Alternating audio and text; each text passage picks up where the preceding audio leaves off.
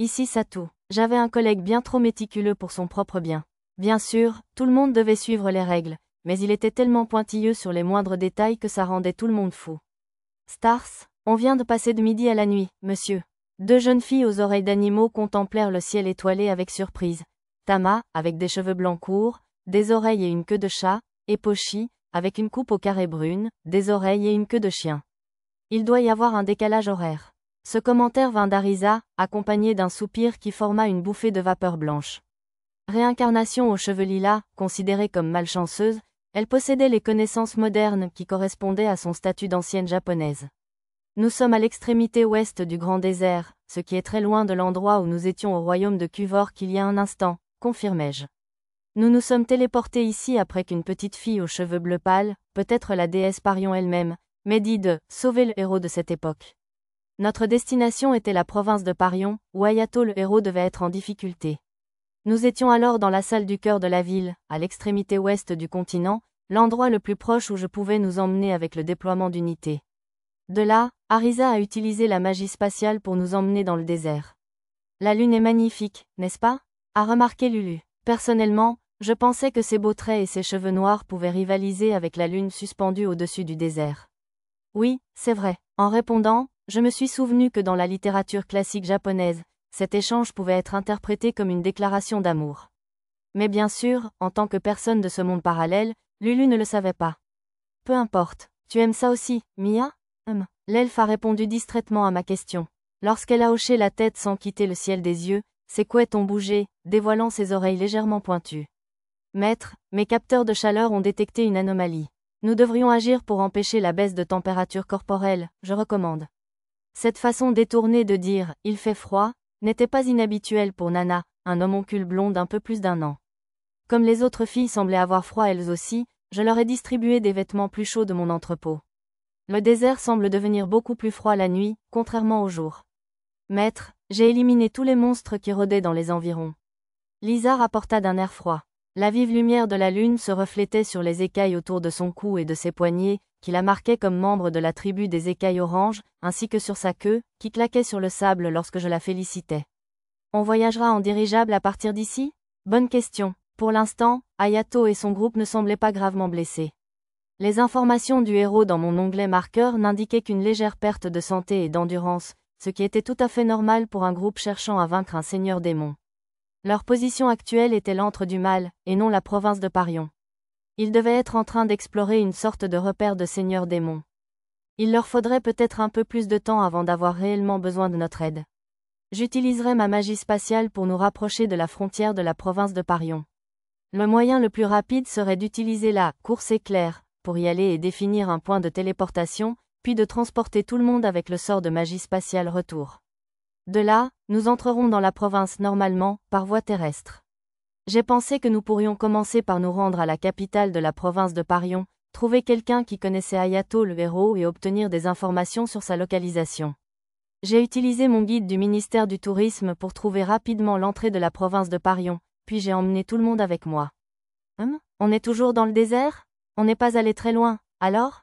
Non, la province de Parion est à presque 2 petites nations du grand désert. C'est un petit désert qui est techniquement un territoire à part entière. D'après ce que j'ai vu d'en haut, la province de Parion était entourée par la grande barrière de muraille, qui ressemblait beaucoup à la grande muraille de Chine. D'après mes documents du ministère du Tourisme, 30% de la province de Parion était désertique, et 50% était un terrain vague et clairsemé. Tiens, tant qu'on est dans le désert, allons à la capitale à dos de chameau. Des chameaux? Enfin, je suppose que je pourrais fabriquer des golems en forme de chameau assez rapidement. Les portes de la ville ne s'ouvriront probablement pas avant le lever du soleil, de toute façon? Arisa avait raison, il restait probablement encore environ 3 heures avant le lever du soleil. Comme nous n'étions pas encore pressés, il n'y avait pas de mal à s'amuser en attendant. J'ai utilisé le sable environnant pour créer suffisamment de golems de chameaux en pierre pour chacun de nous. Satu, regardez-nous, c'est les nuits d'Abarian, monsieur. Mia, Tama et Pochi apparurent vêtus de costumes de danseuses du ventre, haut de bikini, pantalons amples en tissu semi-transparent, et des décorations comme des pièces et des perles qui teintaient à chaque mouvement. Mon premier réflexe fut de les prévenir qu'elles allaient attraper froid, mais l'air autour de nous était plus chaud qu'avant. Arisa avait dû réchauffer l'atmosphère avec la magie du feu. Qu'en penses-tu? Sexy, non? Arisa s'approcha dans une tenue similaire et prit la pose, l'air un peu gêné. Vous êtes toutes très mignonnes. Tandis que je souriais aux plus jeunes, les plus âgées apparurent derrière elle, dans les mêmes tenues. Maîtresse, suis-je mignonne aussi? Je demande. C'est un peu gênant. Vous êtes toutes ravissantes. La tenue était particulièrement spectaculaire sur Nana, avec ses proportions impressionnantes. Elle paraissait un peu scandaleuse sur Lulu, qui était encore en chemin vers l'âge adulte. Je ne pense pas qu'une tenue pareille me convienne. Tu es superbe aussi, Lisa. Le costume prenait une allure imposante lorsqu'il était porté par la forte et svelte Lisa. Je l'imaginais parfaitement en train de danser l'épée avec un tel air. Bon, on y va? Les golems chameaux étaient trop grands pour certaines des filles plus petites, même à genoux, alors je les ai soulevés par la taille pour les faire monter sur leur destrier de pierre. Une fois tout le monde à bord, j'ai activé les chameaux de pierre. Traverser le désert à dos de chameau au clair de lune. J'ai l'impression d'être dans le monde des 1001 nuits. Aurais-je dû fabriquer des anneaux de djinn et des lampes de génie, aussi? Ce serait peut-être amusant de voyager sur tapis volant, d'ailleurs. Tout en discutant, nous avons bientôt approché la frontière de la province de Parion, gardée par la Grande Barrière. Pour commencer, j'ai utilisé la compétence « Explorer toute la carte » pour explorer la province. Comme le royaume de Shiga, il était divisé en plusieurs cartes. La seule qui m'a été révélée ici était la carte de la porte est de la province de Parion. Environ 60% de la population était humaine, tandis que 30% appartenaient à une race demi-humaine inconnue, appelée « Hommes des Sables ». Les 10% restants étaient composés d'hommes écailles et d'hommes bêtes, ainsi que d'une poignée de races de fées. Il ne semblait y avoir ni démons ni réincarnation. Cependant, j'ai trouvé quelques dizaines de membres de la Lumière de la Liberté, le culte adorateur du Seigneur démon qui avait récemment semé le chaos dans la capitale royale du royaume de Shiga. J'ai immédiatement utilisé le sort de transfert de matériel pour remettre une lettre détaillant ces informations au vice-roi de la Porte Est, ou « gardien sacré », comme on les appelait apparemment en Provence de Parion. J'aurais pu m'en occuper moi-même, mais comme je ne connaissais pas les lois particulières de la zone de la Porte Est et qu'il aurait été trop long de retrouver les collaborateurs non-membres, j'ai décidé de laisser cette tâche au gardien sacré. Ces murs extérieurs semblent interminables. D'après mon guide du ministère du Tourisme, on les appelle la « Grande Barrière ». Elle est si longue qu'elle encercle tout le territoire de la province de Parion. Le mur était enfin visible. Il est aussi indiqué que le seul moyen d'entrer dans la province est de passer par les villes-portes situées sur 3 côtés du territoire. La porte devant nous était l'entrée. Autour de la ville-porte se dressait un mur d'environ la moitié de la hauteur de la Grande Barrière. Donc, la ville dépasse de la Grande Barrière comme une petite île. Si on brisait une partie du mur, pensez-vous qu'un visage géant se trouverait à l'intérieur? Je dis non. J'ai étouffé la référence d'Arisa à un certain manga au succès titanesque. Nous avons rejoint les autres personnes qui attendaient à la porte, et une fois celle-ci ouverte, nous avons été autorisés à entrer dans la ville, porte d'entrée, sans formalité ni paiement. Quelle ville généreuse! Comme cet endroit était au cœur de la route commerciale, on y croisait des gens vêtus de toutes sortes de vêtements. La plupart portaient des vêtements du Moyen-Orient, avec des étoffes semblables à des turbans enroulés autour de la tête, à l'image du cardinal Ozunas, l'homme qui avait provoqué l'incident du rejeton du dieu maléfique dans la capitale royale à la fin de l'année. La plupart de leurs vêtements étaient de simples teintes brunâtres et beige, la teinture était peut-être chère dans la région. Ça sent bon? Pochi le sang, monsieur. C'est de la viande de mouton grillée, monsieur. Tu as encore beaucoup à apprendre, Pochi. C'est difficile à deviner avec la forte odeur d'épices, mais c'est sans aucun doute l'odeur de la chèvre grillée. La rue principale, juste après la place, à l'entrée de la ville, était envahie par les délicieuses odeurs des chariots de petit déjeuner et de snacks, ainsi que par les appels enthousiastes des vendeurs. Comme la province de Parion avait sa propre langue officielle, j'ai donné à chacun des anneaux de traduction. Vous là-bas, monsieur l'étranger. Que diriez-vous du fameux riz frit à la chèvre de la province de Parion? Le vendeur souleva le couvercle d'une énorme casserole, libérant des odeurs de beurre et d'épices. Ce délicieux parfum m'a ouvert l'appétit. Outre la viande de chèvre, il semblait contenir des dattes hachées et des légumes locaux inconnus. Heureusement, il n'y avait aucun insecte, à ma connaissance. Comme il semblait être fait avec du riz cru, il ressemblait probablement plus à du riz pilaf qu'au riz frit que je connaissais bien. Ça sent tellement bon que Pochi pourrait devenir fou, monsieur. Ah, allons prendre un petit déjeuner à ces stands de nourriture, d'accord? Oui, s'il vous plaît. Nous avons acheté du pilaf comme plat principal pour le petit déjeuner, ainsi que divers autres plats. Bien que manger avec les mains semblait être la norme dans le coin, la plupart d'entre nous avions du mal à le faire sans en renverser, alors nous utilisions nos propres cuillères. Un peu vexé, je me suis juré de maîtriser le manger avec les mains à la manière locale pendant notre séjour. Qu'est-ce que c'est que ce truc blanc? Ça ressemble à du yaourt, mais ça a plutôt le goût du tofu au sésame. Je crois qu'on est censé le prendre avec ce pain plat, a expliqué Lulu. D'après mon écran de réalité augmentée, c'était de la pâte de haricots palif. Ça me faisait penser à du houmous. Maître, c'est terriblement épicé, je vous assure. Nana m'a montré une soupe rouge vif. Miaou, j'ai mal au ventre, monsieur. C'est un rouge assez intense. Ça doit contenir beaucoup de piment. C'est plutôt bon, mais ça fait transpirer. C'était le genre de plat que je préférais manger dans un climat froid. Salade de radis et concombre. Oh, il y a du fromage râpé dessus. Mia avait découvert une salade colorée. On la dégustait dans une fine croûte de farine de blé. Le plat était arrosé d'une vinaigrette aux agrumes, qui, combinée à sa texture croquante, lui donnait une touche rafraîchissante. Il y avait aussi une pointe de melon amer. La viande, c'est toujours le meilleur, monsieur. T'entends, monsieur? Tama et Pochi tenaient des brochettes de près de 60 cm de long, bien garnies de viande. Attention à ne blesser personne avec ça. Oui, monsieur. Le couple hocha joyeusement la tête en réponse à l'avertissement de Lisa. Les observant avec tendresse, je piquais ma propre brochette. Si la viande avait une odeur et un goût assez prononcés, la manger avec la salade que Mia trouvait parfaitement équilibrée. Tous les plats étaient copieux mais délicieux, créant un repas exotique et copieux. Espérons que nous pourrions profiter encore un peu de la visite avant de retrouver Hayato le héros. Allez, entre, je vais voir mon père.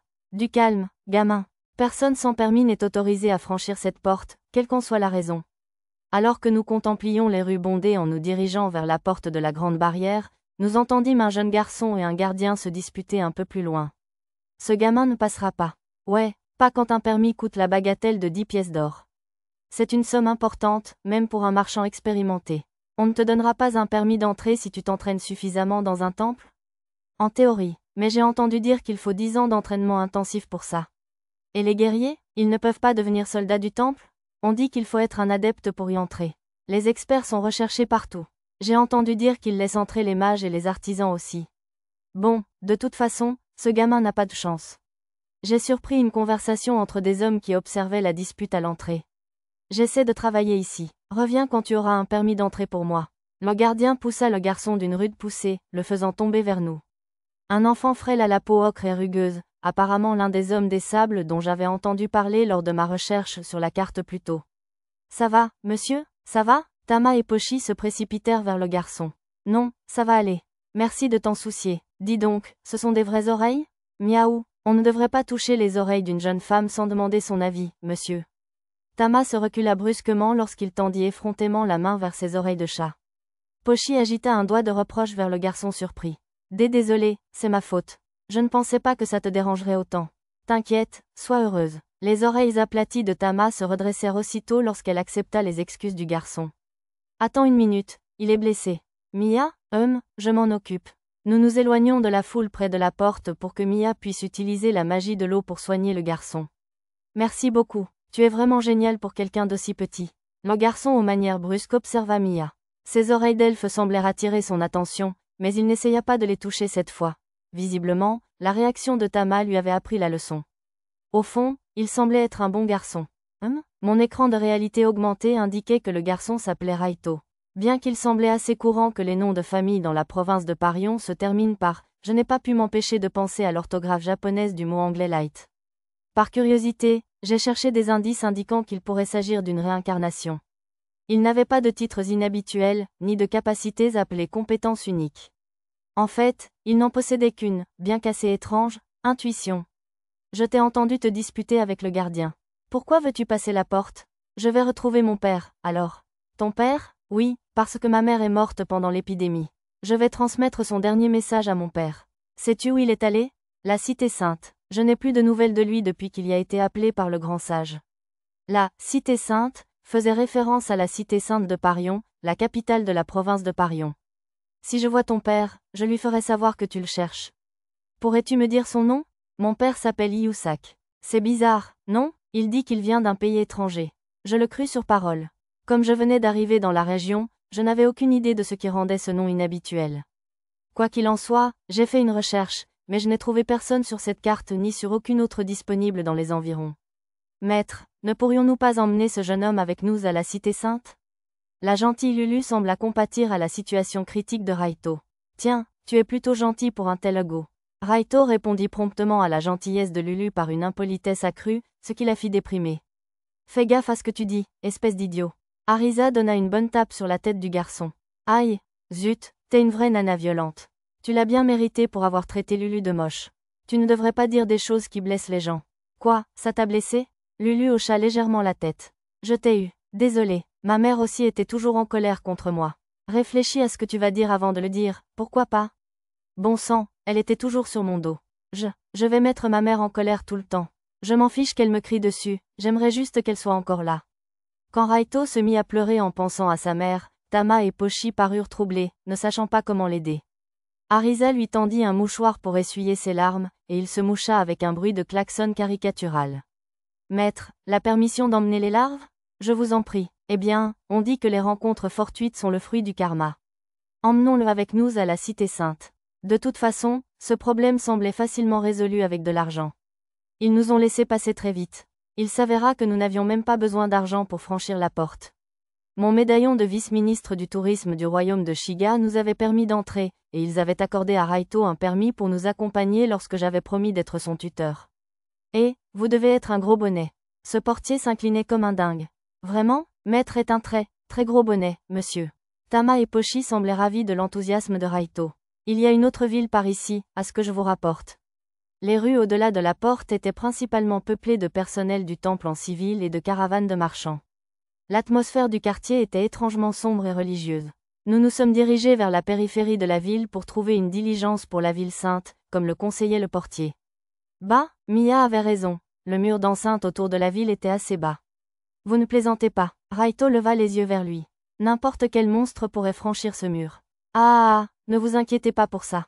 Un marchand à l'air enjoué entendit le commentaire de Raito et s'approcha d'un pas nonchalant pour répondre. La province de Parion est protégée par le pouvoir pur et sacré de la déesse elle-même. Vous n'y trouverez aucun monstre, non monsieur. Impressionnant.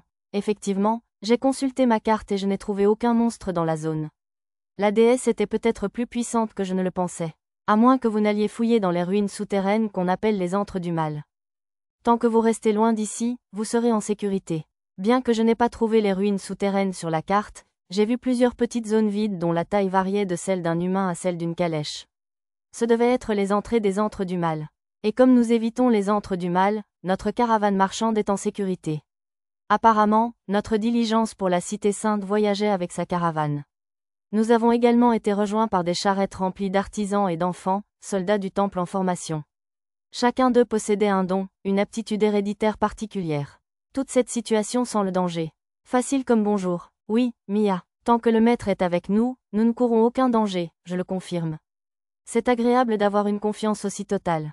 Malgré toutes leurs affirmations de sécurité, ils ont certainement déployé de nombreux gardes. Eh bien, même s'il n'y a pas de monstres, il pourrait quand même y avoir des bandits et autres. Lisa semblait toujours méfiante, malgré la réponse raisonnable de Lulu. Ah, vous ne trouverez pas de tels mécréants sans foi ni loi sur notre vaste terre sainte. Tout un croyant assez fou pour tenter l'expérience est condamné à être aspiré dans les profondeurs redoutées sous le sable, grâce au châtiment divin de la déesse Parion. Est-ce une façon détournée de dire qu'ils iront en enfer? En tout cas, notre caravane est en sécurité, c'est sûr. Reposez-vous, détendez-vous et profitez du voyage sans crainte, je vous le dis. Le marchand a dû vraiment exagérer avec ce présage, car soudain. On est fini, une nuée de monstres momifiés nous entoura dans un nuage de sable. Maître, avez-vous vu leurs statistiques? L'air alarmé, Arisa me chuchota à l'oreille, je les surveille. D'après mon écran de réalité augmentée, les momies étaient des monstres appelés « soldats de la tempête de sable » de niveau 3 à 6, dotés de compétences inhérentes comme résistance aux attaques physiques et régénération. Mais là n'était pas le problème. Les épées ne fonctionnent pas sur elles. Du sable sort des coupures, au lieu du sang. Pareil pour les masses, les morceaux de corps écrasés repoussent tout seuls. Les mercenaires engagés pour protéger la caravane semblaient lutter contre l'essaim de monstres. Pourtant, comme c'étaient des combattants de haut niveau et que beaucoup d'entre eux possédaient des épées en mithril ou des compétences magiques, ils s'en sortiraient probablement tant bien que mal. Ma plus grande inquiétude résidait dans le fait que leur titre présentait les soldats de la tempête de sable comme les rejetons d'un seigneur démon appelé le Seigneur de la tempête de sable. C'était sûrement ce qu'Arisa me murmurait à l'oreille. Cela ne pouvait signifier qu'une chose, il y avait bel et bien un seigneur démon sur ces terres. Maître, les mercenaires ont réussi à vaincre les soldats de la tempête de sable, je vous le signale. Eh bien, c'est bien, au moins. Mia, alors que Tama scrutait attentivement les dunes de sable, une multitude de points rouges apparurent sur mon radar. Un instant plus tard, Raito s'écria, « D'autres ennemis arrivent. » Sa rare compétence, intuition, était impressionnante. Elle était plus lente que les sens aiguisés de Tama, mais plus rapide que la « détection des esprits » de Mia pour détecter l'approche des ennemis. Visiblement, elle n'était pas totalement fiable, car elle ne détecta pas la première vague d'ennemis. Ces bêtes ont appelé des renforts. Quelques instants après la chute de la première vague de soldats de la tempête de sable, un essaim bien plus important apparut au-delà des dunes. Bien que certains ressemblassent à des hommes scorpions plutôt qu'à des momies, il s'agissait apparemment toujours de soldats de la tempête de sable. Courez, trop tard, nous sommes encerclés, c'est terrible, vous devez agir immédiatement. Le marchand menant la caravane pâlit au cri des mercenaires. Maître, est-ce que ça vous va si on vous donne un coup de main cette fois-ci? Arisa sortait déjà un bâton de son sac fait. Pas besoin. Oui, j'entends des chevaux arriver, monsieur. Tama et Pochi désignèrent les dunes au moment même où un groupe de chevaliers du temple de la province de Parion apparut. Ils devaient être venus en aide après qu'un des marchands eut lancé une fusée éclairante à l'attaque de la première vague de monstres. Regardez, des chevaliers. Les chevaliers du temple sont venus nous sauver. Marchands et mercenaires rayonnèrent d'espoir et saluèrent les chevaliers. Ils sont plutôt doués, à ce que je vois. Lisa observa les chevaliers au combat avec approbation. Les chevaliers du temple firent preuve d'une habileté comparable à celle des chevaliers sacrés d'élite du royaume de Shiga, éliminant rapidement les soldats de la tempête de sable. Ils possédaient tous un certain talent, et pas un seul n'était gaspillé. Ils devaient s'être entraînés selon des règles très strictes. Zut, ils sont géniaux. Les yeux de Raito pétillèrent en observant les chevaliers du temple en action. Maître, regardez-moi ça, celui avec le casque à plumes. Il ne fallut pas longtemps pour comprendre de qui lui parlait. Le chevalier du temple en question brandissait une épée d'une lumière bleue. Une épée sacrée. L'épée sacrée, appelée Bloodgang, avait probablement été abandonnée par un héros invoqué du passé. Elle était si puissante qu'elle réduisait en poussière les soldats de la tempête de sable d'une simple égratignure. Les chevaliers du temple s'en débarrassèrent rapidement et commencèrent à soigner les mercenaires blessés grâce à la magie sacrée. Merci beaucoup, ô noble héros. Le marchand s'adressa à Metzalt, le chevalier du temple à l'épée sacrée. Il le prenait probablement pour un héros grâce à son arme. Héros? Soulevant la visière de son casque à plumes, sœur Metzalt fit la moue. Nous sommes d'honorables chevaliers du temple. Je vous remercie de ne pas nous comparer à un rat pleurnichard incapable d'achever un misérable seigneur démon. Pardonnez-moi, mon cher monsieur. Le marchand s'inclina frénétiquement devant Metzalt, l'air renfrogné. Au bout d'un moment, le chevalier du temple emmena sa suite. Peut-être avait-il une histoire avec Ayato le héros. Waouh, ce type s'est avéré être un vrai connard à la dernière seconde. Arisa tira la langue au chevalier Metzalt tandis qu'il s'éloignait. De toute évidence, Ayato le héros combattait bien plus qu'un simple seigneur démon dans la province de Parion. Je me demandais encore dans quelle partie je devais l'aider, lorsque notre caravane atteignit la cité sainte de Parion, capitale de la province. Oh là là, c'est animé. Après avoir quitté notre carrosse et passé une rapide inspection, nous franchissions les portes de pierre blanche de la cité sainte. Ma compétence, rechercher toute la carte, confirma que le culte de la lumière de la liberté infestait également les lieux. Je devrais les signaler plus tard, une fois que j'aurai trouvé quelqu'un de confiance. Il était possible que certains de leurs membres possèdent des objets de déguisement capables de tromper même mon menu, comme l'avait fait le cardinal Ozunas lors de l'incident de la capitale royale. J'ai même trouvé un évêque nommé Shipunas, portant le même bracelet de divinité volé que le cardinal. Je l'ai donc marqué, par précaution. Heureux, plein d'entrain. La ville était agréablement chaude et humide, sans doute grâce à la puissance du cœur de la cité. Même la lumière intense du soleil y était plus douce. Bienvenue dans la cité sainte. Vous devez être fatigué. Venez profiter de notre eau pure et de notre nourriture gratuite. Je vous en prie, agréez la bienveillance de la déesse Parion. De charmantes jeunes prêtresses interpellèrent les voyageurs franchissant les portes. Waouh, toute cette nourriture gratuite? S'exclama Raito de joie en se précipitant vers l'endroit où on lui offrait de la nourriture. Les prêtresses le regardèrent avec enthousiasme se plonger joyeusement dans l'eau et le pain plat qu'on lui tendait. Il y a aussi du poisson frit là-bas. Et des dattes, le duo, toujours affamé, était déjà à la recherche de nourriture. Il semble y avoir suffisamment de nourriture pour un endroit au milieu de ce désert aride. Il semblerait qu'il y ait une source d'eau abondante ici, à ce que je vous rapporte. Lisa et Nana regardèrent autour d'elles, pensives. Vous ne mangez pas, noble? Bon, je suppose que nous ne voudrions pas être impolis. Merci. Après avoir savouré un peu de nourriture gratuite, nous nous sommes dirigés vers la cathédrale, au centre de la ville, où ma carte indiquait certains membres du groupe du héros. La cathédrale possédait 4 grandes tours à dôme, une à chaque point cardinal, ce qui en faisait un point de repère visible de partout dans la ville. On dirait presque le paradis, non? Les yeux de Lulu s'écarquillèrent tandis que nous suivions la rue principale en direction de la cathédrale. Tout le monde autour de nous arborait un sourire aimable, et des fleurs blanches et bleues fleurissaient tout au long de la route. Il y a peut-être un événement aujourd'hui? Songea Arisa. Il y avait effectivement foule sur la place devant la cathédrale, comme dans une salle de concert. Il y a quand même beaucoup de blessés ou de malades. Peut-être y avait-il une sorte de cérémonie de guérison gratuite à la cathédrale? Le pontife est là. À ce cri, toute la foule s'agenouilla et commença à prier sur place. Nous étions parmi les quelques personnes restées debout, maladroitement, incertaines de la situation, mais au moins cela nous permettait de bien voir le pontife et son entourage. Alors que des murs de tissu cachaient le pontife de tous côtés, les informations de ma carte indiquaient qu'un certain pontife Sarsari, de la province de Parion, se trouvait à l'intérieur. Je me souvenais avoir entendu dire que cet individu pouvait utiliser la magie de la prière. Parmi l'entourage se trouvait un individu en robe noire qui ressemblait plus à un sorcier qu'à un prêtre. Bien qu'une capuche cachât la majeure partie de son visage, j'ai deviné, à la vue de sa bouche ridée, qu'il devait s'agir d'un homme âgé.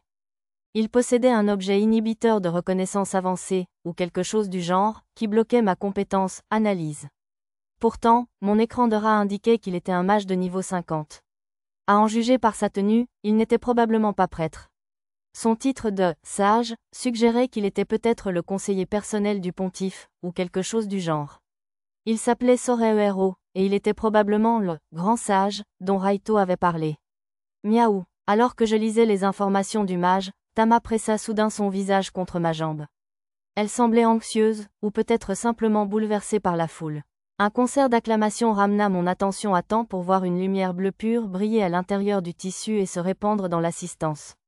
Le tissu flotta, et j'aperçus le pontife à l'intérieur, un visage doux et âgé avec une barbe blanche abondante. Mes blessures sont guéries. Oh, la toux a enfin cessé. Ma fille a ouvert les yeux. La lumière semblait guérir tous ceux qu'elle touchait. Merci, oh, merci. Le pontife est véritablement un apôtre de Parion. Hurrah pour le pontife, gloire à la déesse Parion. Des larmes ruisselaient sur les visages des fidèles, qui applaudissaient avec admiration. Le pontife disparut bientôt, toujours sous le voile. J'aperçus brièvement son visage tandis qu'il partait, l'air quelque peu déconcerté par la ferveur de ses fans. Peut-être était-il plutôt modeste. C'est comme le pouvoir de mon père. Raito fixa le pontife qui s'éloignait. Ton père pouvait faire ça? En quelque sorte, oui.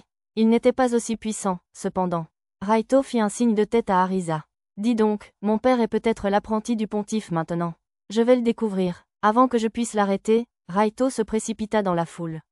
Je ne voyais son père nulle part sur mon plan de la ville. Le voilà. Je dois aller le chercher? Non, ça va. Techniquement, on était censé l'emmener seulement jusqu'à la ville sainte. Mais laisser un si petit enfant seul ici me ferait peur. Après avoir retrouvé les amis d'Ayato le héros, j'ai décidé de trouver quelqu'un pour s'occuper du jeune Raito.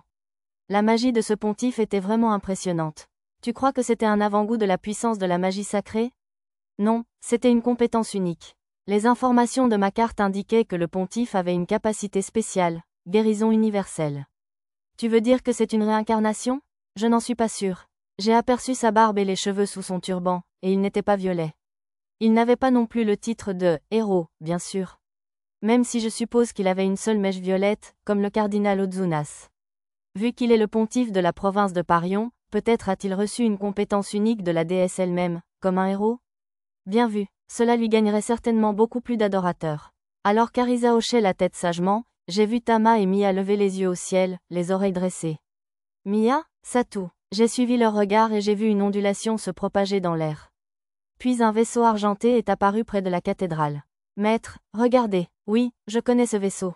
C'était le vaisseau d'Ayato le héros, le sous-marin dimensionnel Jules Verne. Quel blasphème d'approcher la cathédrale comme ça. Même avec la faveur de la déesse Parion, c'est encore trop. Nous devons adresser une protestation ferme à l'empire des sagas. Les prêtres et les chevaliers du temple présents sur la place semblaient furieux face à l'apparition soudaine du Jules Verne. Ils se dirigent vers la chambre du pontife. Le groupe d'Ayato est sorti de l'écoutille du Jules Verne et a bondi sur la véranda, installant une sorte de rampe entre les deux. Puis j'ai vu Ayato lui-même tituber sur la rampe, soutenu par un autre membre de son groupe. Une sorte de fumée noire s'élevait du corps du héros. Eh bien, ça ne présage rien de bon. On dirait qu'il s'est passé quelque chose. Ouais, ça pourrait poser un petit problème. Je me suis précipité vers l'entrée de la cathédrale, suivi de près par mes compagnons.